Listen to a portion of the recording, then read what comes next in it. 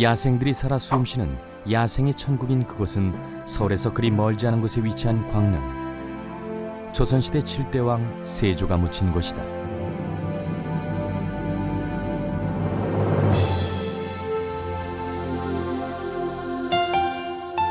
릉을 둘러싼 숲엔 수백여 종의 생명들이 숨쉬고 있다. 그곳에선 먹고 먹히는 냉혹한 야생의 세계가 매 순간마다 펼쳐지고 있다.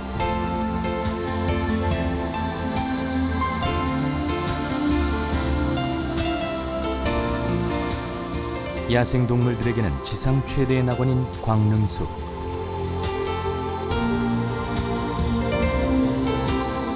숲은 생명을 품고 생명은 숲을 건강하게 만든다.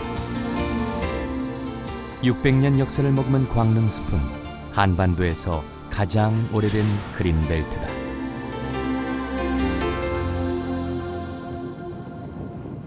서울에서 1시간 남짓 달리면 닿는 곳 경기도 남양주.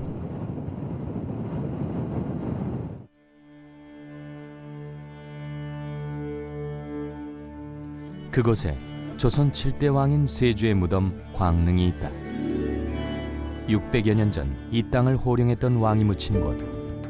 우리의 역사와 문화 그리고 정신을 만날 수 있는 곳이다.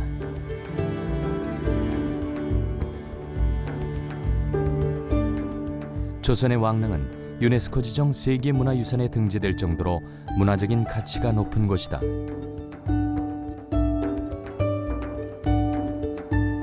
(600년) 역사를 보여주듯 왕릉으로 들어가는 길엔 하늘을 찌를 듯 높다랗게 솟아있는 나무들로 즐비하다. 정자강 양옆으로 봉긋이 올라와 있는 두 개의 언덕에 조선 7대 왕인 세조와 그의 아내 정의왕후 윤씨의 능이 있다.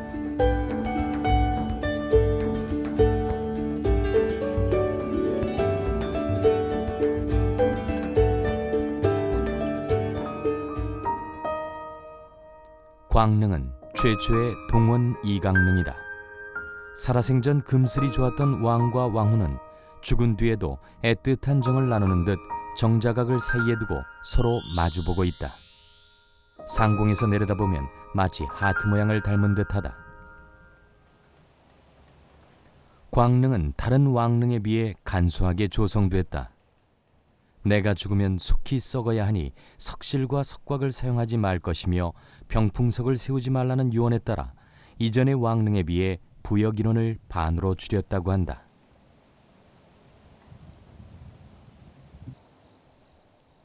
하지만 릉을 둘러싼 석상만큼은 왕의 위엄을 존중하려 애쓴 듯하다. 릉 바로 옆엔 왕 가장 가까이에서 지혜와 바른 정치를 가르쳤던 문인석이 세워져 있고 왕을 호위해주는 호랑이 석상과 양석상,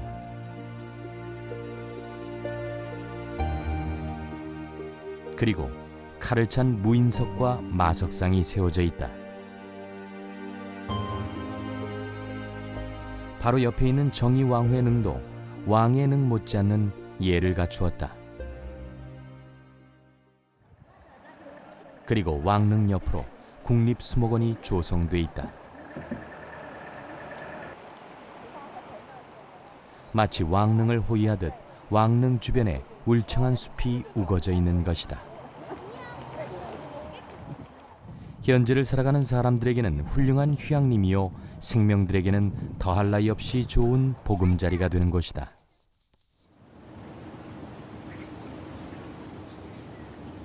그렇다면 광릉 주변에서는 어떤 생명들이 살아가고 있을까? 관람객들을 위한 화장실 앞으로 다람쥐가 뛰어다닌다.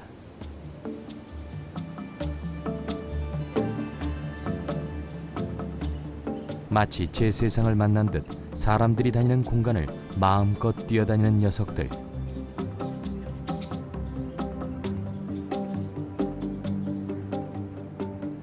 오랜 세월 광릉을 지켜왔던 주인은 바로 이런 생명들이었다.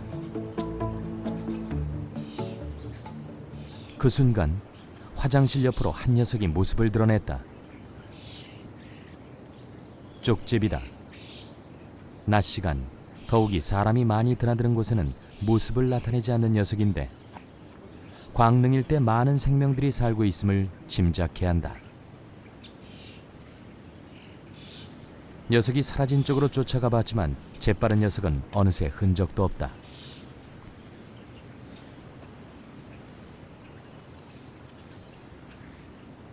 대신 풀밭에서 만난 생명의 흔적은 뱀의 허물이다.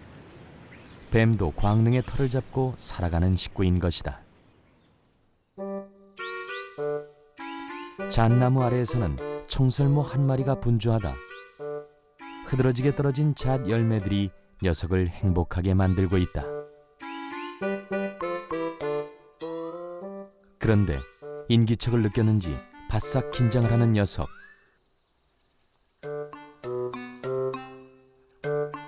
이내 어디론가 쏜살같이 가버린다.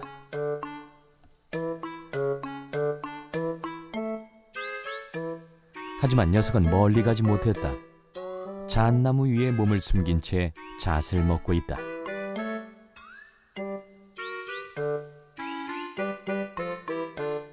금세 잣 하나를 먹어치운 녀석이 또다시 나무 아래로 내려왔다. 지천에 깔려있는 잣을 쉽게 포기할 수는 없는 일이다. 잣 열매 하나를 차지해 앞니로 열심히 잣을 까는 녀석.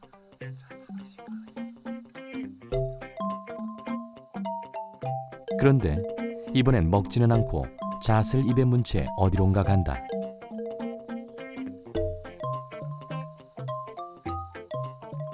앞발을 세운 채 주의 경계도 늦추지 않는다.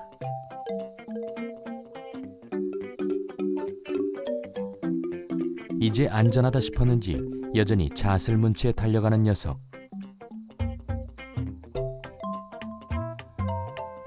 나무 아래의 땅을 파고 잣을 묻는다. 겨울철 식량을 숨겨두는 것이다. 청설모는 한 곳엔 하나의 잣만 심는다. 여기저기 땅을 파내 잣을 심어두는데도 겨우내 찾아 먹을 수 있는 건 잣나무에서 멀리 떨어지지 않은 곳에 심어두기 때문이다.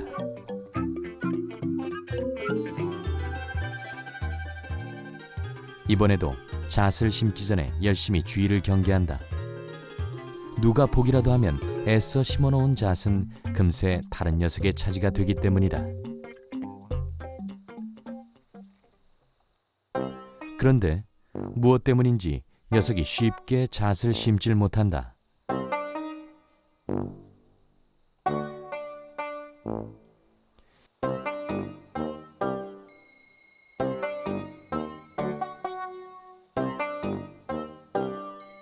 여기저기 땅만 헤집어 놓고는 이내 포기해버린다. 경쟁자와 천적이 많은 숲에서는 매 순간 긴장의 연속이다. 겨울철 식량을 준비하는 일도 마찬가지다.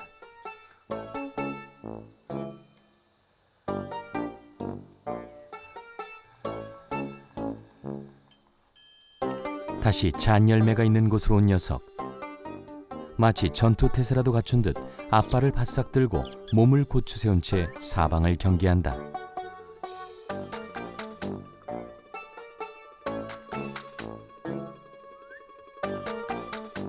녀석은 지금 무슨 생각을 하고 있을까? 한참을 꼼짝도 않은 채 녀석은 서 있었다.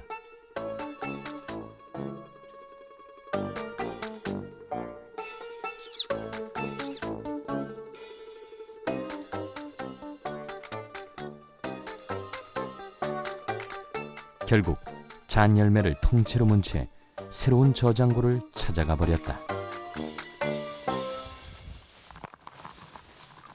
울창한 나무가 주는 풍성한 열매로 가을을 만끽하고 있는 광릉의 생명들. 이곳엔 또 어떤 생명들이 있을까? 이게 꼭 낙지다리 빨판처럼 생겼잖아.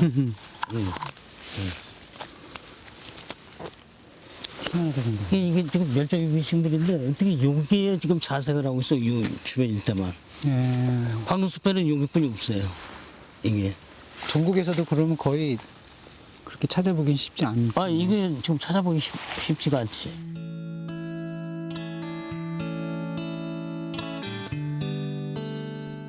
줄기에 다닥다닥 붙어있는 꽃 모양이 낙지다리를 닮았다고 해서 붙여진 이름이다. 국내뿐만 아니라 전 세계적으로도 두 종밖에 없는 희귀식물이다.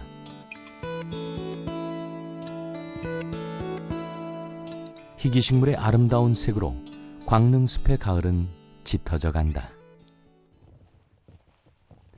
열매들이 시들기 전에 부지런히 에너지를 비축해둬야 하는 생명들에게는 이 가을이 분주할 수밖에 없다. 요새는 이렇게 밤나무 밑 부근으로다 가면은 네. 멧돼지들 다니는 흔적이 엄청나게 많지, 그 주변 일대가. 속 껍질까지 밤을 야무지게 까먹은 건 멧돼지의 솜씨.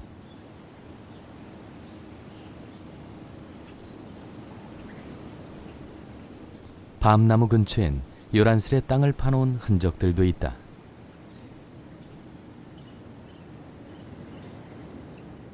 죽은 나무도 멧돼지가 휩쓸고 갔다. 크게 무슨 뭐 뿌리 구근이나 그런 건 없는 것 같은데, 이 나무에서 아마 나무에 있는 그 속에 있는 그 유충이라든지 그런 걸 잡아먹기 위해서 아마 멧돼지가 건드린 것 같아요. 죽은 나무 속엔 어떤 생명이 숨어 있는 걸까? 어휴.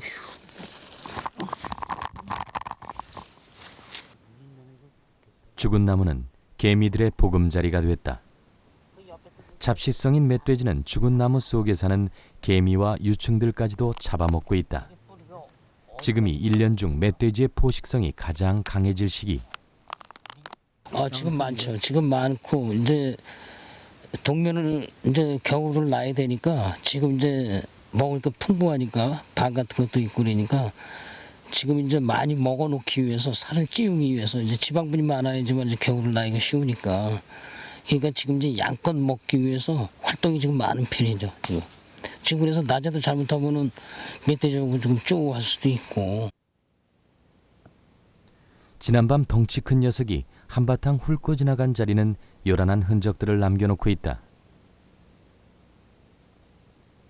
큼직한 발자국도 그중 하나. 그런데 발자국으로 보아 한 마리만 다녀간 것은 아닌 것 같다. 어미만 움직이는 게 아니고 새끼들도 아마 같이 움직였을 거예요. 이거 발자국 보니까 발자국이 좀 작은 것들이 있고 그런데 그 작은 거는 아마 그 어린 새끼들일 거예요. 그러니까 어미가 지금 새끼들하고 같이 지금 돌아다니는 건데, 지금 아마 이 정도면은 여기면은 인적이 별로 없으니까 아마 낮에도 여기서는 볼 수가 있을 거예요, 멧돼지를. 이 길에서 멧돼지를 만날 수 있을까?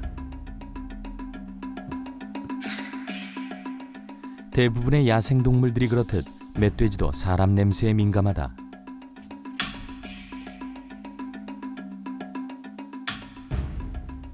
무인 카메라를 설치한 곳은 멧돼지 발자국이 선명하게 파여 있는 곳. 밤이면 멧돼지가 다니는 길목이다.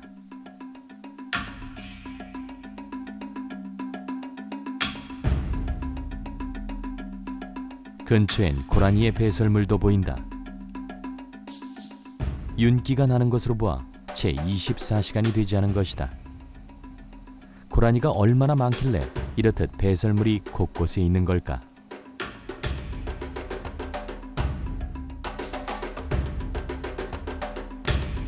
오늘 밤 어떤 녀석들이 이 길을 지나갈까?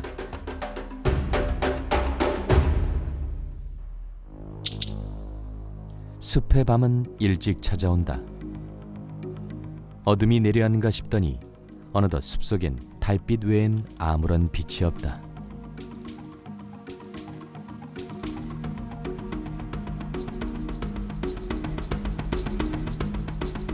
풀가에 나타난 건 토끼다.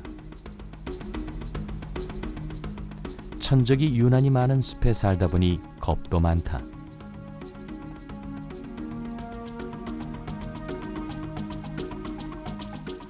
불빛에 죽은 듯 꼼짝 않더니 이내 달아나 버린다.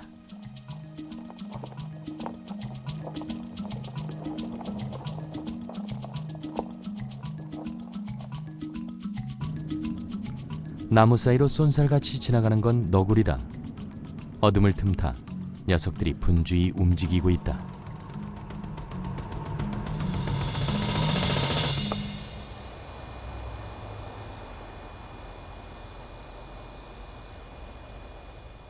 야행성 주류인 맷도요. 곧고 긴 부리로 땅속 깊이 숨어있는 지렁이를 잡아먹는다.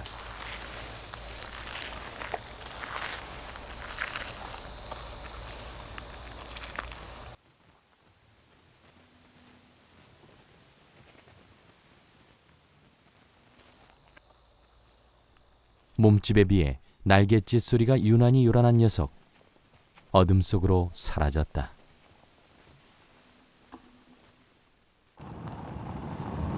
숲 곳곳에 흔적을 남겨놓았던 멧돼지는 어디 있는 걸까?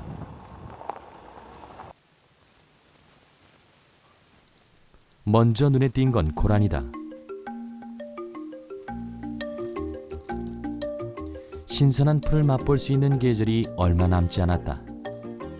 고라니도 배를 채우기 위해 바빠지는 계절이다.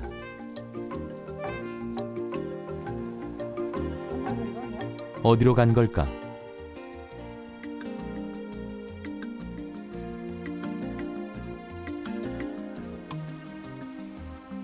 그런데 가까운 곳에서 또 한 녀석을 발견했다. 그리고 그 뒤를 여유롭게 따라가고 있는 두 마리의 고라니들.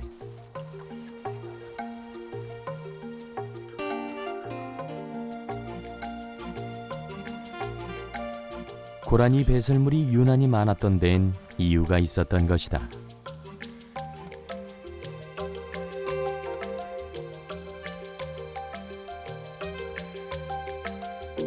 마치 오랜 세월 인적이 끊긴 산간오지나 비무장지대처럼 고라니들이 떼로 다니며 먹이 사냥을 하고 있다.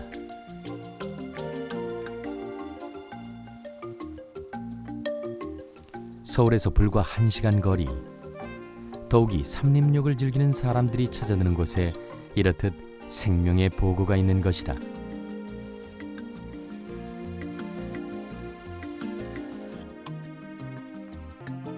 오늘 밤 멧돼지는 끝내 모습을 드러내지 않는 것일까?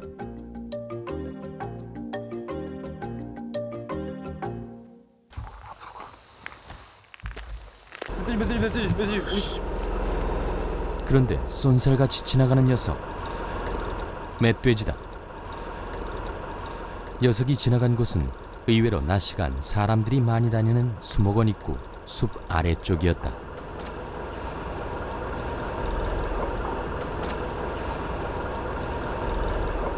잠시 후 나무 뒤로 사라져버리는 녀석.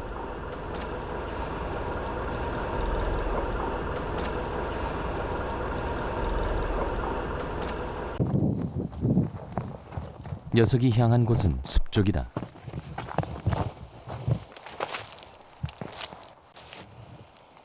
비공개 구역을 가로질러 쳐놓은 철조망에 구멍이 나 있다. 동물들이 지나다닌 흔적이다. 멧돼지도 이 구멍 너머 숲속으로 들어간 모양이다.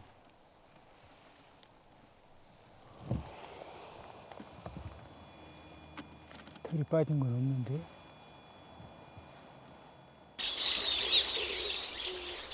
생명들에게 치열했던 하룻밤이 지나갔다. 지난밤 멧돼지가 내려왔던 곳은 아무 일 없었던 듯 고요하다.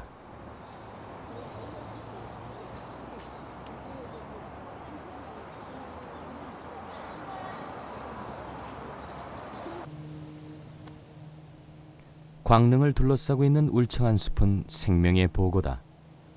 그래서 최근 유네스코 지정 생물권 보전 지역으로 등록하기 위한 움직임도 일고 있다.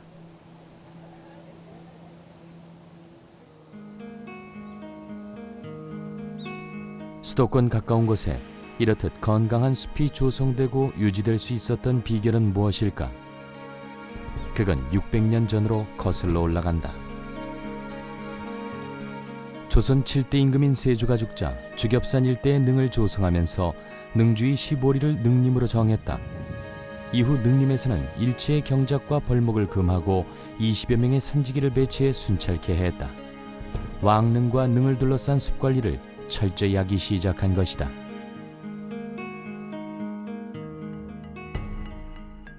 능림은 조선 왕조 내내 엄격하게 관리됐다.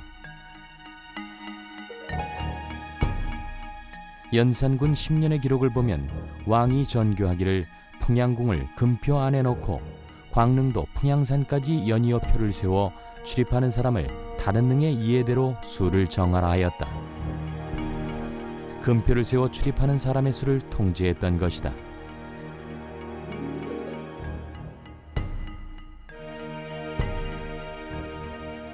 영조 시대에도 광릉에 관한 기록이 보인다. 사간 서명형이 상소하기를 보천사는 이성이란 사람이 광릉의 나무를 여러 알은 베었으니 옥에 잡아 처단해야 한다고 하자 왕이 이를 윤허했다. 광릉숲에 나무를 벤 사람을 엄중하게 처벌했던 것이다.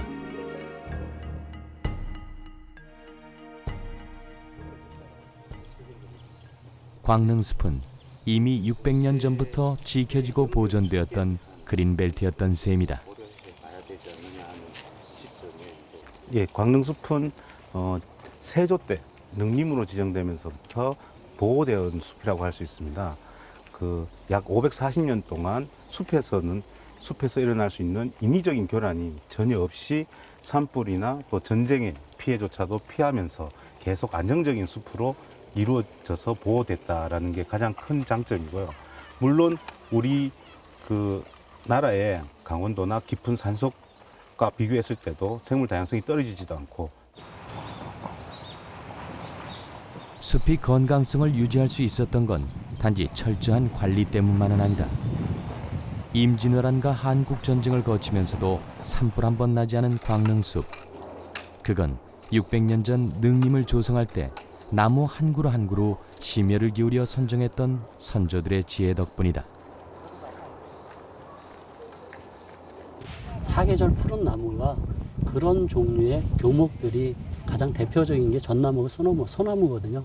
그래서 그런 웅장한 면과 그 다음에 사계절 푸르른 그런 것들을 같이 겸해서 보여줄 수 있는 수종을 선택하다 보니까 그런 나무들이 주로 능 주변에 이렇게 식재가 되지 않았나라는 생각들을 해봅니다. 그 다음에 이제 그 안쪽에 전나무나 소나무가 식재되고 그 뒤쪽에 후면에 이제 참나무림들이 많이 있는 것들은 불이 나거나 했을 때 굉장히 내화력이 강한 수종들입니다. 그런 것들이. 그래서 그런 것들도 같이 염두에 두고 이렇게 숲을 조성한 것이 아니었나라는 추측만.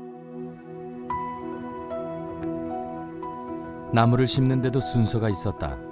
소나무와 전나무는 능의 경계목으로 능 가까이에 심었다.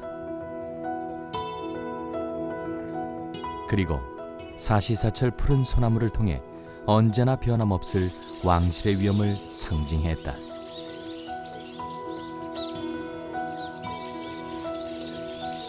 능력의 가장 바깥 부분은 갈참나무를 심었다.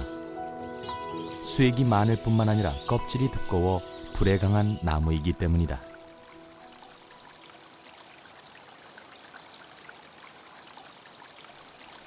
능 바로 옆으론 실개천이 흐르고 있다. 이건 역시 화마를 막기 위한 것이었다. 하지만 개천의 쓰임새는 그것만이 아니었다. 나무에 물을 공급해주고 비가 올 땐 배수로 역할도 한다.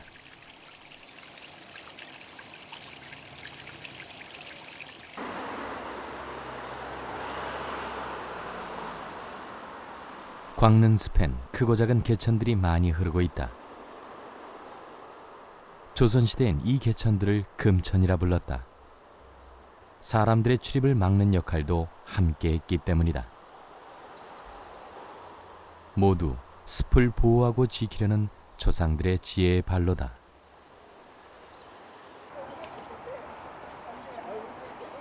금천의 역할을 했던 건 자연 하천만이 아니었다.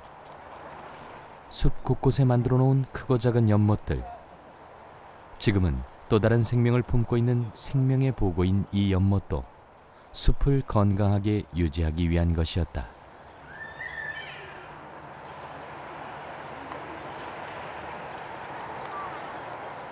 금천이라고 해가지고 그 화소 안쪽에 냇가를 전부 이렇게 끼게 만들어 놨어요. 그래서 그 금천의 그 의미를 보면은 금천 안쪽은 이렇게 신성시하는 지역 이렇게 해가지고 일반인들이 거기를 접근할 수 없는 지역으로 경계의 역할까지 같이 할 수 있는 그런 지역으로 해서 이렇게 시냇물이 흐르는 부분들을 경계로 해서 이렇게 많이 만들어 놨습니다.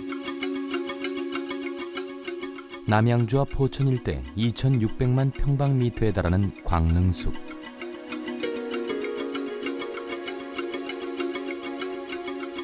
처음 광릉이 조성될 때는 능 주변을 둘러쌀 정도인 5km에 불과했지만 철저한 관리와 과학적인 설계로 숲은 건강하게 유지됐고 그 규모도 점점 커졌다.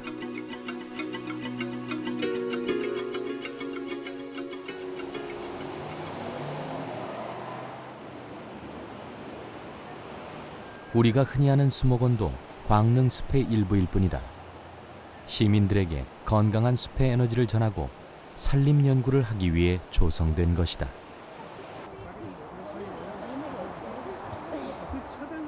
사시사철 사람들의 발길이 끊이지 않는 광릉숲은 수도권 사람들의 휴식 공간이자 최대의 삼림욕장이다.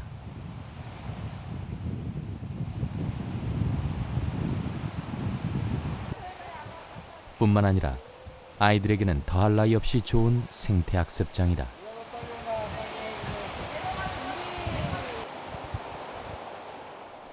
광릉숲의 오랜 역사는 나무를 통해서도 짐작이 가능하다.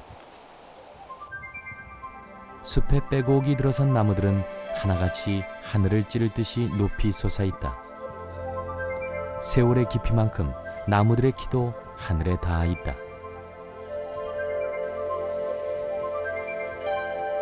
독특한 모양새를 가진 나무들도 즐비하다.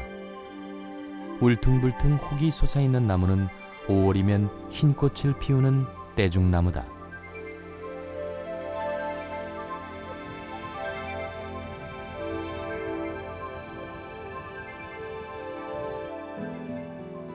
굵은 나무가 구불구불 몸을 뒤틀어가며 자라났다. 오랜 숲은 멋스럽게 자란 고목들도 품고 있다.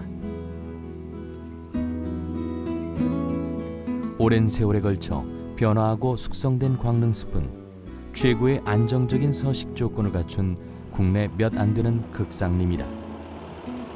광릉수목원 정상 부근에 극상림의 상징인 나무들이 자라고 있다. 서나무 군락지다. 숲이 울창한 나무들로 뒤덮이게 되면 숲의 아랫부분까지 빛이 도달하지 않는다. 그렇게 습하고 응달진 곳에서 자라는 나무가 바로 서나무다. 그런데 이러한 서나무가 군락지어 자라고 있는 광릉숲, 숲이 최고의 경지에 올라섰다는 의미다.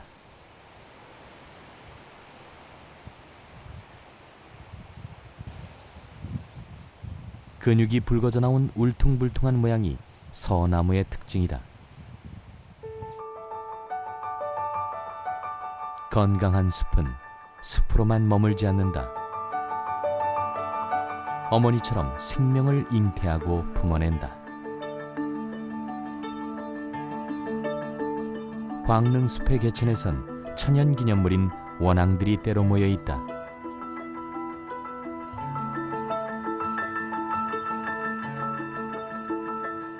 작은 민물고기도 먹지만 도토리 같은 나무 열매를 즐겨 먹는 원앙들. 그래서 삼림이 울창한 산골짜기 계곡을 좋아한다.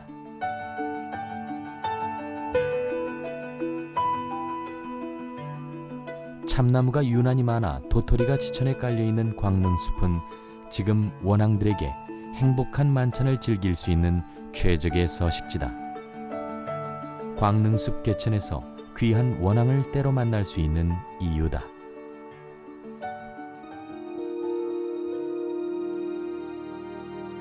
원앙 외에도 광릉숲엔 천연기념물이 많이 살고 있다. 현재까지 보고된 것만 모두 20여 종. 수리부엉이, 소쩍새, 까막딱따구리 등의 조류가 18종이고 장수 하늘소와 하늘을 나는 하늘다람쥐도 광릉숲에 산다. 광릉숲은 단위 면적당 가장 많은 천연기념물이 사는 생명의 보고다.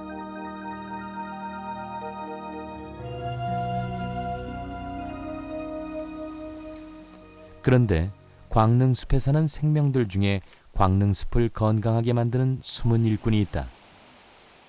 녀석들은 지금 어디에서 무엇을 하고 있는 걸까?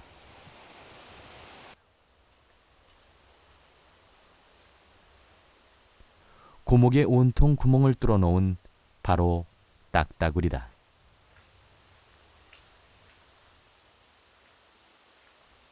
광릉숲에선 어렵지 않게 딱따구리의 둥지들을 찾을 수 있다.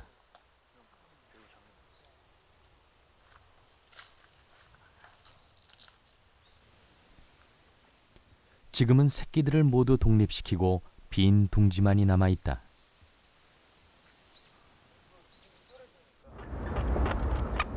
지난 여름, 숲을 요란하게 울린 새끼 딱따구리의 울음소리.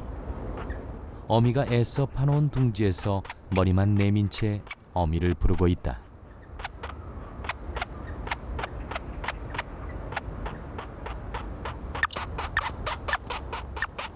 고목에 사는 벌레를 잡아 부지런히 어린 새끼에게 먹인다. 오래된 나무는 딱따구리의 먹이 공급처이자 새끼들을 길러내는 번식처다. 이렇게 이 나무가 이렇게 불창이 자랐다고 그러면은 엄청나게 새들이 딱딱이 많을 거야. 둥지를 떠난 딱따구리들은 모두 어디에 있을까? 고목이 많은 광릉숲은 딱따구리들에게 천국과도 같은 곳이다.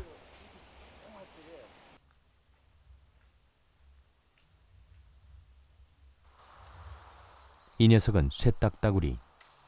몸 길이가 15cm밖에 안 되는 아주 작은 녀석이다. 하지만 녀석은 큰일을 해내고 있다. 나무를 열심히 쪼아대 나무를 병들게 하는 벌레들을 잡아먹는다. 가장 중요한 역할을 하고 있는 거죠. 우리 나무 하나 살리기 위해서 많은 이렇게 약품을 그 황공 방지도 하고 있지만 그 새들은 한 번 먹이를 찾고 가서 그냥 가버린 게 아니고 다시 찾아오거든요. 새들이 그 딱따구리 같은 것들은요. 그 벌레를 먹이를 찾기 위해서요. 그러니까 그 틈틈이 다 찾아가지고 이렇게 벌레를 찾아요. 생나무 이렇게 뚫은 것도 일부는 있겠지만은 거의 다 이제 죽은 껍질을 파가지고 이제 먹이를 찾아요. 그래서 딱따구리를 숲의 외과 의사라고 부르기도 한다. 딱따구리뿐만 아니라 수백 종의 새를 품고 있는 광릉숲. 이곳에 사는 천연기념물 중 20종 중 18종이 새다. 그런데 작은 실개천에 멈춰서 웅덩이를 만드는 최종인 씨. 웅덩이 위에 가지 하나를 걸쳐 놓는다. 어디에 쓰기 위한 것일까? 뭐가 신호가 왔나 봐. 쟤네들 물가에 가면 저렇게 신호를 해. 쟤네들. 최종인 씨는 오랫동안 숲속 옹달샘에 대한 연구를 해왔다. 직접 옹달샘을 만들어 새들을 관찰해 온 것이다.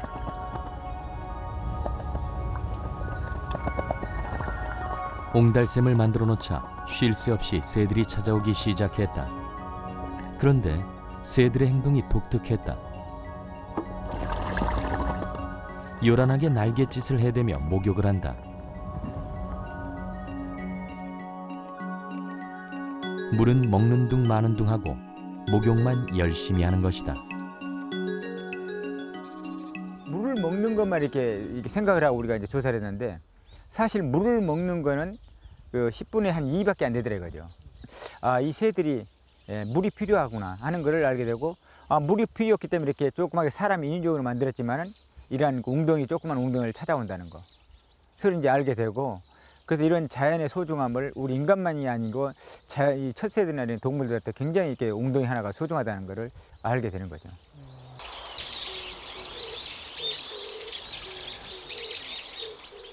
옛 사람들이 화마를 막기 위해 조성해 놓은 광릉의 무수한 실개천과 연못들. 그것은 화마를 막을 뿐만 아니라 생명들이 건강하게 살아갈 수 있는 밑거름이 되어 왔다.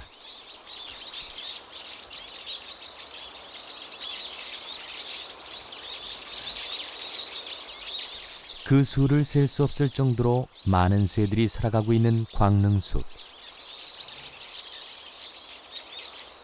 많은 개천과 울창한 나무가 건강하게 어우러져 있어 새들이 살아가는 터전이 된다.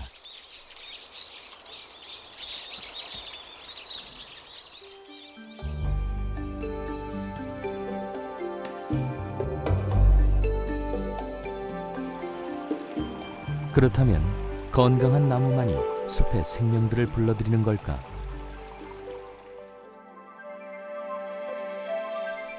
광릉숲 곳곳에 죽은 나무들이 쓰러져 있다. 이곳에선 죽은 나무들을 치우지 않고 자연 속에 그대로 둔다.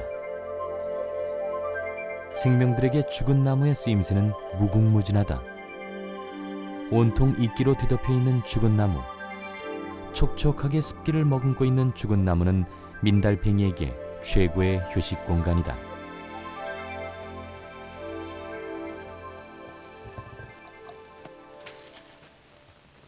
죽은 나무 속에 숨어 사는 생명들도 있다.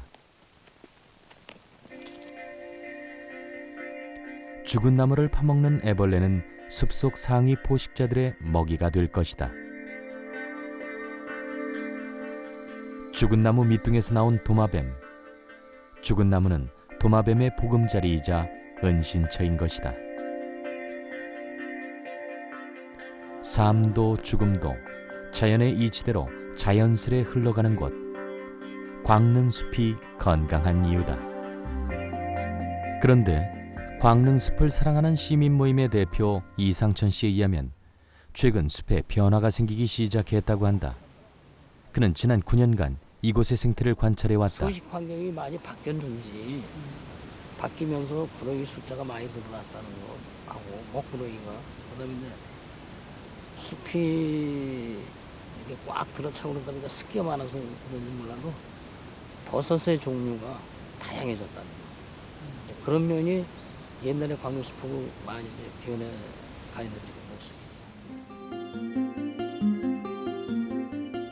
광릉숲에선 유혈모기가 자주 발견된다.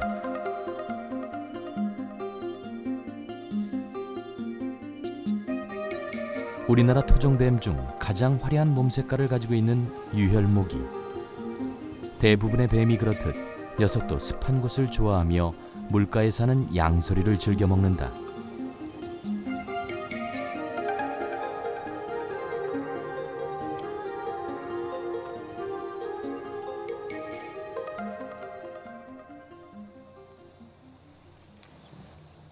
실개천에서 또 한 녀석을 만났다. 또아리를 튼 채 꼼짝 않고 있는 녀석.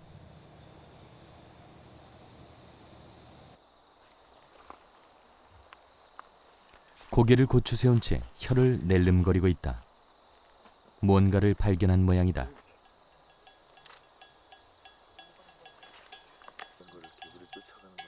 개구리다. 위험을 감지했는지 죽은 듯 꼼짝 않고 있다.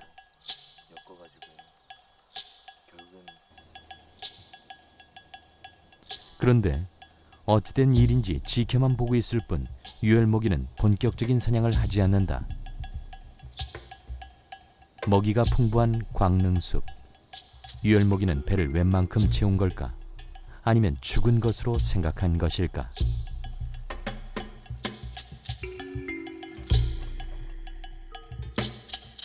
유혈모기가 시간을 끌고 있는 사이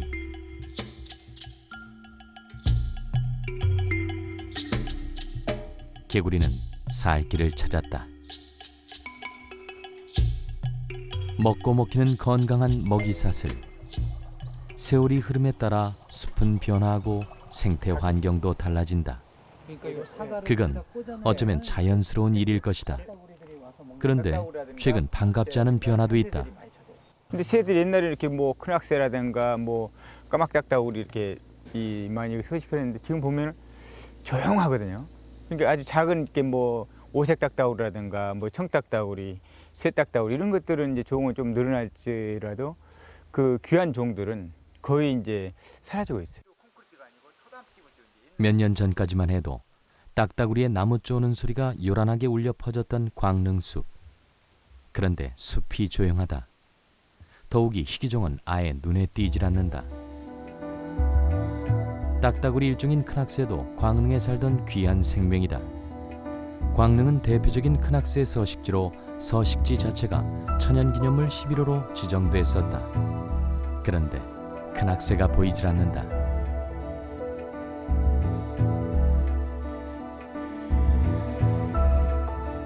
큰 학새를 불러들이기 위해 나무에 세워놓은 조형물이 사라진 큰 학새의 빈자리를 더욱 크게 느끼게 한다. 서식할 수 있는 조건이 일단 그 사람에 대한 어떤 그 위협감이라든가 또 이렇게 먹이 사슬이 이제 쉽게 찾을 수 없다든가 그런 건 원인 때문에 이렇게 사라지고 있고 예를 들어서 나무가 큰 게 이렇게 좀 있다 그러면 살면서 그 둥지를 틔울 수 있는 그런 조건이 돼야 되는데 나무가 죽어버리면 갑자기 쓰러져 버리고 이건 습도가 많고 썩어버리니까 그 옛날에는 이렇게 그렇게 유지를 했었는데 갑자기 이렇게 이제 뭐 지구온난화 해가지고 이제 이 변화들이 많으니까 이 서식할 조건들이 이게 망가져 버린 거죠.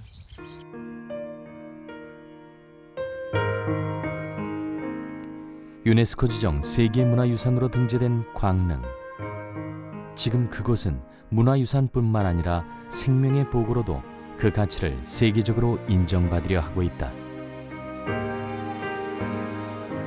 600년간 지켜온 역사의 현장은 울창한 숲과 함께 생명을 불러들였다. 옛 선인의 숨결이 배어있는 곳, 수백 종의 귀한 생명들의 보금자리가 된 곳, 그리고 수도권의 허파 역할을 하고 있는 곳. 광릉숲은 우리에게 그 무엇보다도 중요한 자산일 것이다. 조상들이 지혜로 지켜온 숲, 그 숲을 지키는 건 이제 우리의 몫으로 남겨져 있다.